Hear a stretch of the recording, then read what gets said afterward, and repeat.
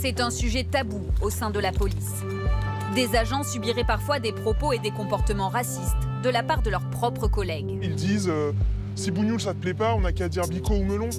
Par peur d'être mal vus, beaucoup n'oseraient pas faire de signalement. Vous allez déposer plainte contre un collègue et c'est tout le service qui va être contre vous. À partir du moment où j'ai osé parler, j'ai été harcelé. Certains finiraient même par quitter l'institution. L'œil du 20h a recueilli la parole rare de plusieurs d'entre eux. Au cours de notre enquête, nous avons échangé avec une dizaine de policiers dénonçant des faits de racisme. Beaucoup ont refusé de témoigner face caméra. J'ai peur des représailles. Si vous parlez, vous êtes face à un rouleau compresseur. Dans la police, on ne dénonce pas ses collègues. Ceux qui ont finalement accepté de prendre la parole l'ont fait à une condition, rester totalement anonyme.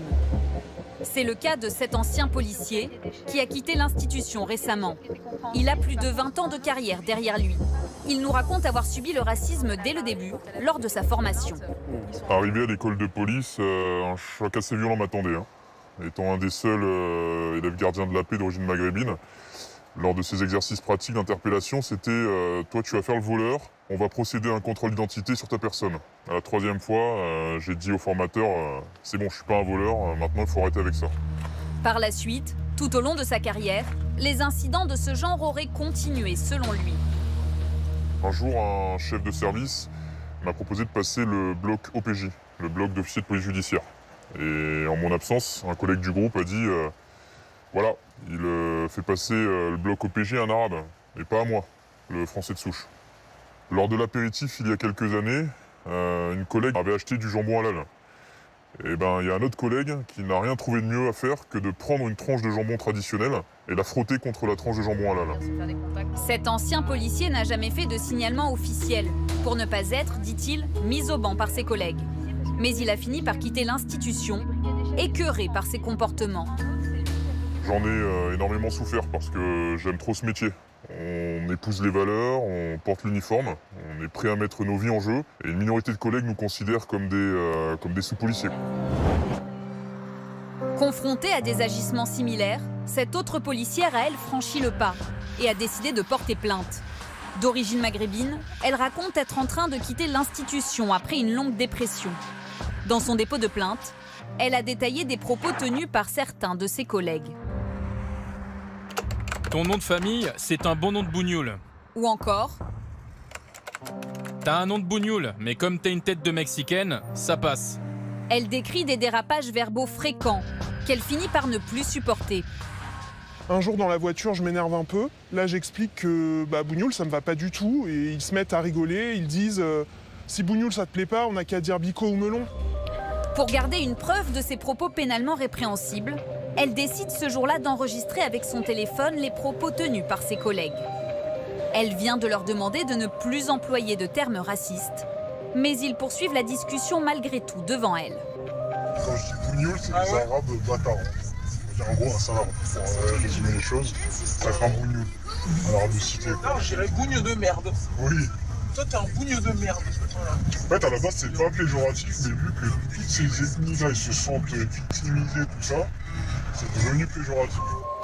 Après cet enregistrement, cette policière décide de faire un signalement auprès de l'IGPN, l'Inspection générale de la police nationale. Elle raconte que l'ensemble de ses collègues se sont alors retournés contre elle et assure ne pas avoir été soutenue par sa hiérarchie. À partir du moment où j'ai osé parler, j'ai été harcelé. J'ai changé de commissariat et j'ai été considéré comme la balance. La chef de ma nouvelle brigade a dit à mes collègues de ne pas me parler, on m'a crevé les pneus. Si on ose parler, on peut penser à une reconversion. À la suite de son signalement auprès de l'IGPN, elle affirme qu'une de ses collègues a bien été sanctionnée. Sa plainte pour injure raciale a, elle, en revanche, été classée sans suite.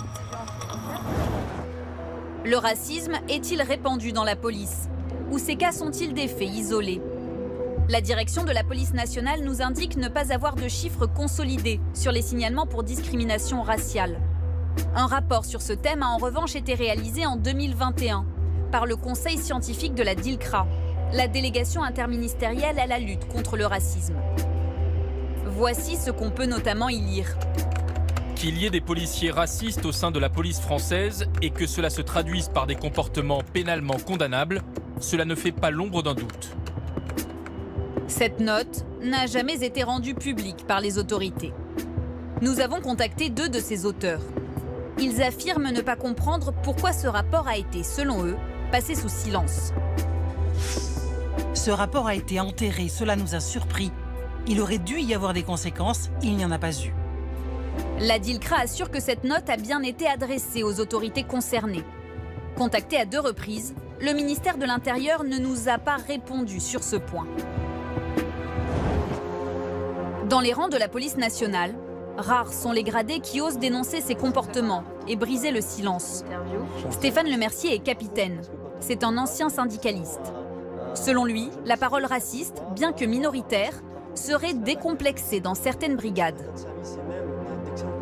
Moi-même, j'en ai été témoin régulièrement et j'ai pas honte de le dire, j'ai pas toujours réagi en faisant remarquer à la personne que qui tenait ce genre de propos que c'était pas correct. La difficulté, c'est que dénoncer ce genre de pratique auprès d'une autorité, auprès de la hiérarchie, c'est pas toujours très bien perçu. C'est une question qui est taboue. Et puis, il y a un déni au niveau de la hiérarchie policière. Des propos fermement contestés par la direction de la police nationale, qui affirme au contraire que tout est fait pour recueillir la parole des policiers victimes de discrimination. Elle assure que les propos racistes sont inacceptables et contraires aux valeurs de l'institution. Il n'existe pas de racisme systémique dans la police nationale, il s'agit de comportements individuels qui sont lourdement sanctionnés. Alors la police nationale a prévu plusieurs protocoles, notamment le fait de diligenter une enquête administrative, voire judiciaire, et puis de mettre en place des plateformes, notamment la plateforme Signal Discret à l'IGPN, à l'Inspection Générale de la Police Nationale, pour pouvoir dénoncer ces faits. Pour lutter contre le racisme, la direction de la police nationale insiste également sur les procédures de médiation mises en place et rappelle la possibilité pour les policiers de s'adresser à des référents anti-discrimination présents dans chaque département.